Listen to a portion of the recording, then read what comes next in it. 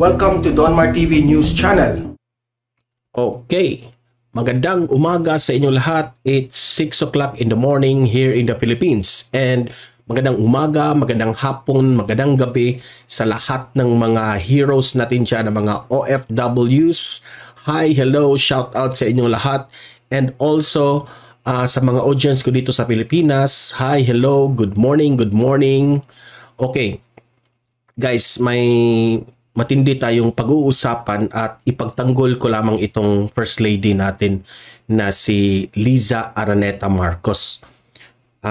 Siya ngayon ang ating main topic ng ating balita, no? Kasi itong First Lady natin ay binanata ng student organization ng West Visayas State University o WVSU.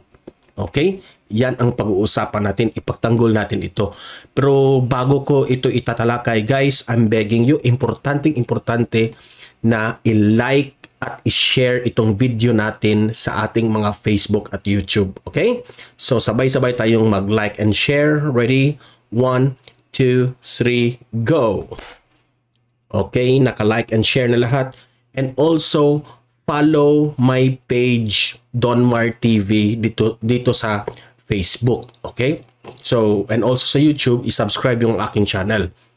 Okay, sabay-sabay tayong mag-follow at subscribe sa ating mga Facebook at YouTube. Ready? 1, 2, 3, go! Okay, tapos nang mag-follow at subscribe. Very good. So, let's move on sa ating main topic. Itong ating First Lady na si Liza Araneta Marcos ay binanata ng student organization ng West Visayas State University. So ako naman bilang isang vlogger, bilang isang loyal ni Presidente Bongbong Marcos, ipagtanggol ko ito. Okay? So basahin natin itong balita. Ito. Binalita ito ng Manila Bulletin 10 hours ago. Student organization questioned Sunday, August 7, the decision of the West Visayas State University o WVSU in Iloilo City to hire First Lady Liza Araneta Marcos as part-time College of Law faculty. Okay? So, yan ang balita ng Manila Bulletin. Binasa ko ito. Okay, ang laman ng balita tungkol dito, ang mga detalye tungkol dito ay ito ngang student organization, no? Pumalag dahil ang WVSU na paaralan sa Iloilo hinire itong si First Lady bilang part-time sa College of Law, no? Bilang faculty at magtuturo ng mga ilang unit sa College of Law.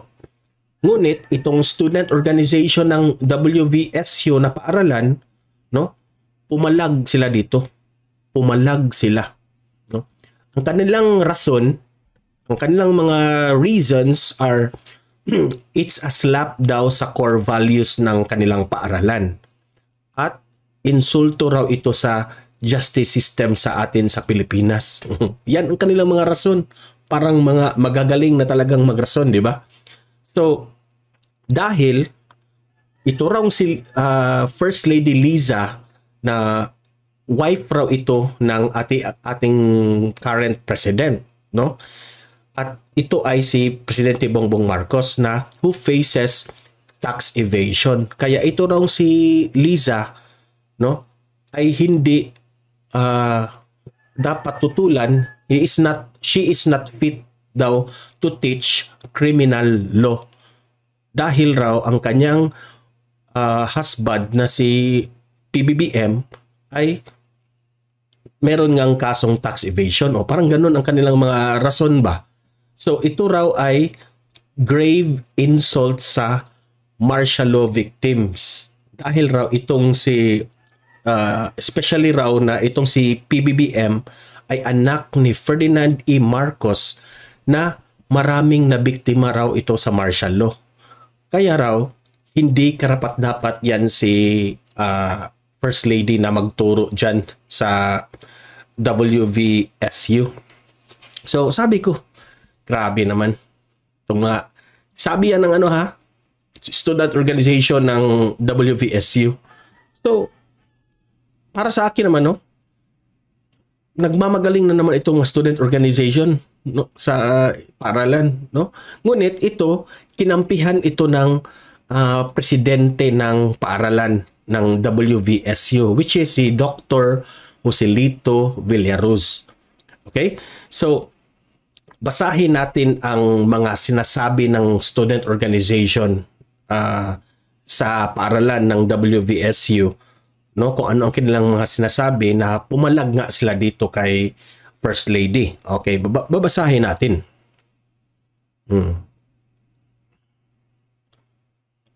Nasa na yun? Okay. Ito yung sinabi ng mga student organization na pumalag. Tutulan ang pagkuha kay Ginang Araneta Marcos bilang part-time na membro ng kagawaran ng WVSU College of Law.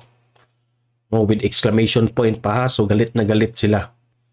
So, let us oppose the hiring of Mrs. Araneta Marcos as part-time faculty of the College of Law. Quote-unquote yan. Siya ang sinabi ng student organization doon. Said the WVSU University Student Council in statement Saturday, August 6. According to Villaruz is the president of WVSU. The First Lady is qualified, having taught law in several universities in Metro Manila, including Far Eastern University and Pamantasan ng lungsod ng Maynila. She also taught at Mariano Marcos State University and Northwestern University, both in Ilocos Norte. So itong ating First Lady, suited and fit siya para magturo ng units ng College of Law. Kasi yung kanyang mga credentials are very malalaki, no? Villaruz noted that the First Lady has roots in Iloilo. Her father, Manuel Araneta Jr., is from Iloilo City, while her mother, Milagros Ledesma Cacho, has roots in Iloilo, Negros Occidental. So parang sinabi ko, magpapasalamat nga kayo kasi itong si First Lady natin may oras pang magturo sa inyo. Proud nga sana kayong mga estudyante dyan sa WVSU. Dapat nga grateful kayo, magpapasalamat kayo. Di ba? Malaking malaking achievement ito sa paaralan ninyo na isang First Lady ang magtuturo sa College of Law. Pero ano ginagawa nyo? Pumalag kayo, wala kayong respeto. Di ba?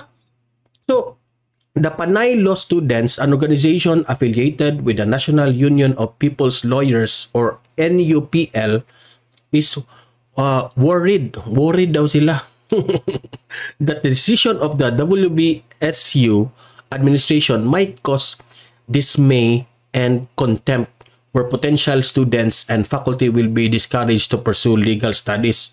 O kayong mga student organization dyan, mga praning kayo, sobra nang na-overanalyze yung utak ninyo. Naprapraning na kayo.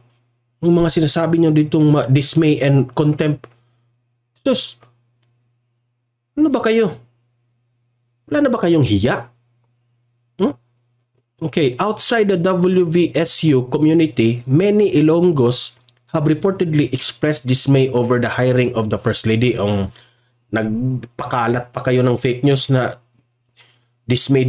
Kayo lang rin sigurong dismay dyan, mga student organization. Siguro ang leader nito. Di ba? Wala na kayong nagawa eh. Puro lang kayong reklamo.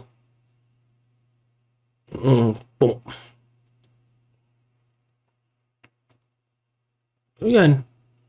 Pasalamat nga kayo na itong First Lady natin magtuturo sa paaralan ninyo. Pa-arty-arty pa kayo.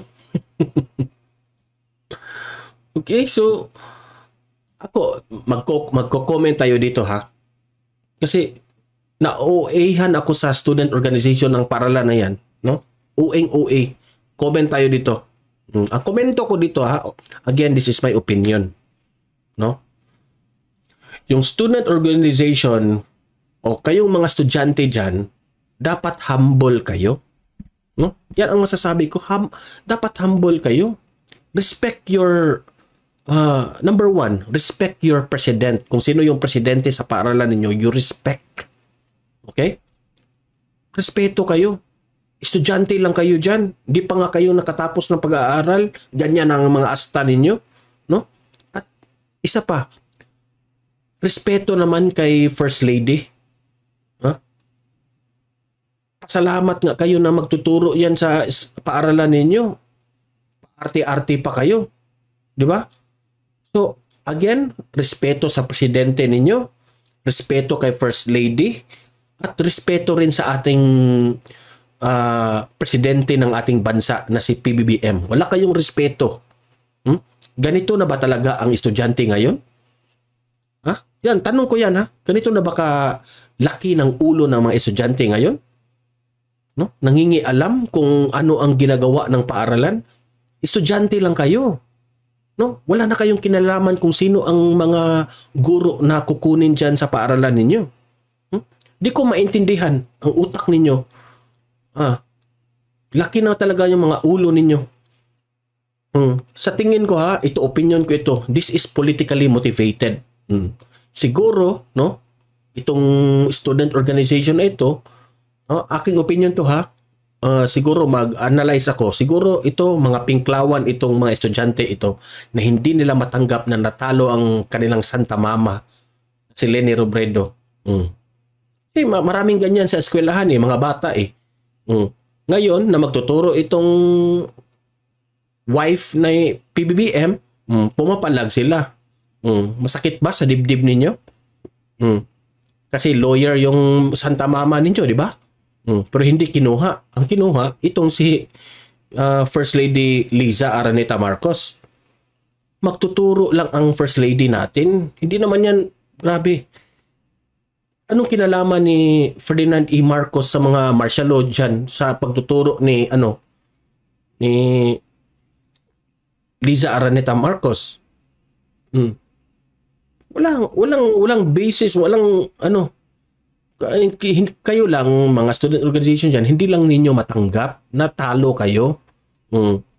Until now, sakit pa rin sa dibdib, no? Masakit pa rin sa dibdib ninyo na talo kayo. Kaya ganito, pati ito pinakikialaman ninyo, no? Dami nyong mga satsat at alam sa core values at justice system, mga ganun, ganyan. Far out na. Natuturo lang yung tao. Kayo ang dapat tanggalin dyan, mga student organization. Kayo ang dapat tanggalin. Punta kayo sa ibang paaralan. Siguro mga scholar, ito nga hindi kayo karapat-dapat bigyan ng scholar Okay? So, nakakainis itong mga estudyante ito na privilege na sa inyo na binigyan kayo ng mga magagaling na mga guro, paarte-arte pa kayo. Marami pa kayong mga kaartihan dyan. Dahil lang sa you are politically motivated. Siguro kayo nangangampanya ako correct me if I'm wrong, siguro this is my opinion. Baka lang baka kayo kasi tumutulong kasi kayo sa kampanya noon ni Pangulong yung Vice Presidente na noon na si Leni Robredo. Natalo ngayon, sakit sa dibdib. Pati ito pinakailaman. So, update lang tayo dito sa balita tungkol dito. Ito na yon. First Lady, 5 hours na ito ng Manila Bulletin. Binalita na ito, update. First Lady Attorney Luis Liza Cacho Araneta Marcos has been confirmed to teach under the College of Law at West Visayas State University. So, kumpirmado na magtuturo na talaga. So, babantayan natin ito. Okay? Babantayan natin ito na itong First Lady natin, no? Hindi naman ito. Grabe. Imagine, First Lady, may galit sila kay Presidente Bongbong Marcos, pati yung First Lady, pinag-initan rin nila. Na itong si PBBM, connected raw ito ni Ferdinand E. Marcos. na marami raw na biktima sa martial law, kaya yan ang kanilang rason. Insulto raw sa core values nila at saka grave insult raw ito sa mga justice system. So, kaartihan ng mga student organization. Okay? So, kayong mga audience ko dito, libre kayong mag-comment, mag-react tungkol sa issue na ito. Tama lang ba? Karapat dapat bang magturo ang First Lady na sa College of Law ng WVSU na paaralan? Okay? O magkomentaryo kayo tungkol dito sa mga malaking ulong student organization na pumalag sila dito sa pag-hire ni First Lady.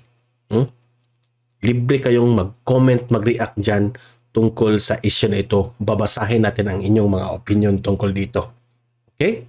So guys, importante na i-like at i-share itong balita natin sa ating mga Facebook at YouTube para kakalat ito sa taong bayan. Okay? And also, subscribe and follow Donmar TV. Okay? Para lagi kayong updated tungkol kay Presidente Bongbong Marcos. Okay? So, patuloy nating ipaglaban ang mga Marcoses, especially itong wife ni Presidente Bongbong Marcos sa ating mga vlogs, and kay also sa ating Vice Presidente si Inday Sara Duterte. Okay? So guys, see you in my next video. Have a great day and God bless everyone.